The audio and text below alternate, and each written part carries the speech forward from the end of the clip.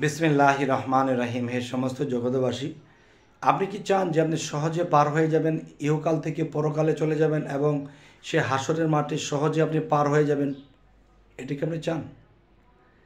তাহলে শরীয়তের ইবাদতের পাশাপাশি রাতের নিঘুম রাতে আপনি ধ্যানে এবং সেজদায় লুটিয়ে যাবেন এবং ব্যবসা বাণিজ্য করতেছেন, চলতেছেন, ফিরতেছেন, খাইতেছেন, সর্ব জায়গায় ভিতরে অন্তরের মধ্যে চলবে কি জানেন?